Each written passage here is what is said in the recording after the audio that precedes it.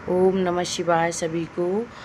तो कार्तिक के महीने में कार्तिक पूर्णिमा के दिन गंगा दीपदान किस प्रकार से करना चाहिए और उसका क्या महत्व रहता है। मानता है कि इस दिन गंगा, यमुना, नर्मदा और पवित्र नदियों में स्नान कर दीप जलाने से मोक्ष की प्राप्ति होती है और पापों से मुक्ति मिलती है। यह भी कहा जाता है कि इस दिन दीपदान करने से पुण्य की प्राप्ति भी होती है, जीवन में सुख समृद्धि बनी रहती है।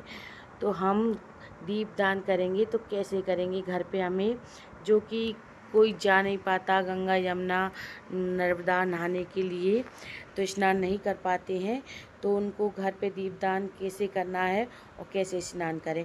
तो स्नान हमें गंगा जल डाल के करना है और दीपदान हमें एक बर्तन ले लेना है, परात जो झूठी नहीं होती है, उसमें हम जल डाल लेंगे, गंगा जल डाल लेंगे और फिर उसमें हमें थोड़े पुष्प डालना है। पुष्प डालने के बाद हमें उस पे ही दीपदान करना है। तो गंगा दीपदान हम इसी में करेंगे घर पे, सरल विधि से। तो इसमें पुष्प डाल लिए हमने और फिर इसको हम अच्छे से सजा लेंगे। सजाने के बाद फिर हम इसी में हम दीपदान करेंगे, क्योंकि हमने इसमें गंगा जल डाल लिया है तो ये गंगा के समान है हमारे लिए। तो हम इसी पे घर पे दीपदान बहुत ही सरल विधि से कर सकते हैं। तो वीडियो को पूरा ज़रूर देखें। तो इस प्रकार से हम चंदन लगा लेंगे, रोरी लगा लेंगे, उसके बाद हम दीपदान करेंगे।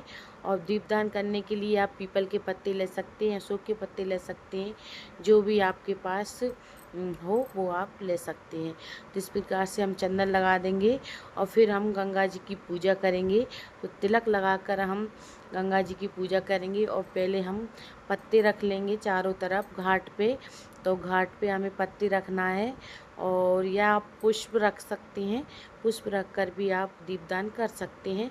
तो हमने पत्ते रख लिए, दीपक ऐसे नहीं रखे जाते हैं खाली, तो हमने पत्ते रख लिए हैं, पत्तों पे हम दीपदान करेंगे। आप चाहे मिट्टी के दीपदान कर सकते हैं, आप चाहे तो आटे के भी दीपदान कर सकते हैं।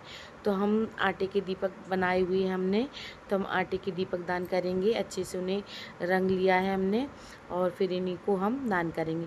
घाट पे दीपदान करना भी बहुत ही अच्छा रहता है और आप चाहे तो गंगा जी में भी दीपदान कर सकते हैं। तो इस प्रकार से हम दीप प्रज्वलित कर लेंगे। उसके बाद फिर हम 108, 51 इतने आप दीपदान कर सकते हैं। तो हम इस प्रकार से धूप बत्ती दिखा देंगे और दीप हमने प्रज्वलित कर लिए हैं। फिर हम गंगा जी की पूजा कर लेंगे सरल विधि से। जो भी आपके पास भोग हो वो भोग लगाएं। फलों का भोग लगा सकते हैं, बतासों का भोग लगा सकते हैं, शक्कर का भोग लगा सकते हैं, ज़्यादा कुछ नहीं है।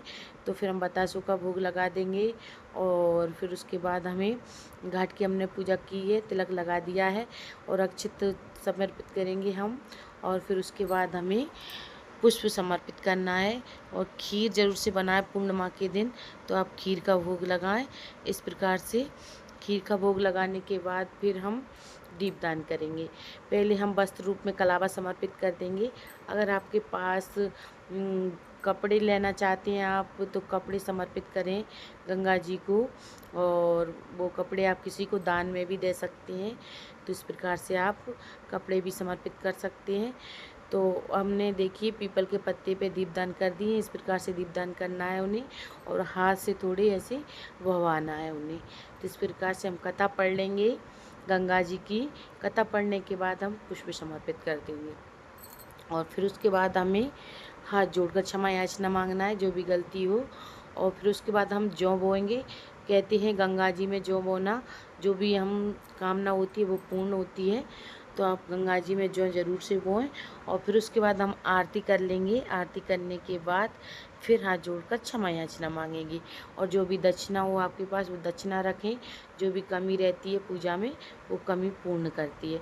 तो आपको ये वीडियो अच्छा लगा हो गंगा तट का दीपदान किस प्रकार करना है, तो वीडियो को लाइक करें, चैनल को सब्सक्राइब करना ना भूलें। तो देखिए हमने दूध समर्पित किया, तो देखिए कैसे बहता जा रहा है, जैसे गंगा जी की धार में बहता जाता है। इस प्रकार से देखिए, ध्यान से बिल्कुल आपको दिख रहा होगा। तो इस प्रकार से देखिए हमारी गंगा तो यही है। गंगा जल डालकर आप दीपदान करें। तो वीडियो को लाइक ज़रूर से करें। ओम नमः शिवाय।